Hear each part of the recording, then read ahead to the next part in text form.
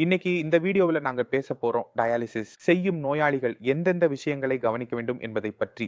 நீங்கள் டயாலிசிஸ் செய்து கொண்டிருந்தால் முதல் கவனிக்க வேண்டியது தாவர அடிப்படையிலான புரதத்தின் உட்கொள்ளலை அதிகரிக்க வேண்டும். உதாரணமாக பருப்புகளை நீங்கள் உணவில் சேர்க்க வேண்டும். இரண்டாவது விஷயம், நீங்கள் என்ன செய்ய வேண்டும்? பால் மற்றும் பால் சார்ந்த பொருட்களை கொஞ்சம் சேர்க்க வேண்டும். பால் என்பது திரவமாக இருக்கும், அதில் புரதம் குறைவாக இருக்கும், நீரின் அளவு அதிகமாக இருக்கும். இப்போது நீரை நாம் குறைந்த அளவில் வைத்திருக்க வேண்டும், ஏனெனில் டயாலிசிஸ் நேரத்தில் அது அதிகரிக்கிறது. அப்படியானால் நாம் என்ன செய்வோம்? இப்போ வீட்டில் தயாரிக்கப்பட்ட சீனா அல்லது பனீர் எடுப்போம். அதை கச்சையாக சாப்பிட மாட்டோம். அதை நன்கு சமைத்து வெங்காயம் மற்றும் அனைத்து காய்கறிகளையும் சேர்த்து அதை புஜ்ஜி செய்து நீங்கள் அதை புரோட்டாவாக சாப்பிடலாம், அல்லது சப்பாத்தியுடன் காய்கறியாக சாப்பிடலாம். நீங்கள் அதை சரியான முறையில் தொடர்ந்து சாப்பிட்டால், தினமும் சாப்பிட்டால், எந்த வடிவத்திலும் சாப்பிட்டால் உங்கள் உடலில் புரதத்தின் குறைபாடு குறைவாக இருக்கும் அல்லது இருக்காது.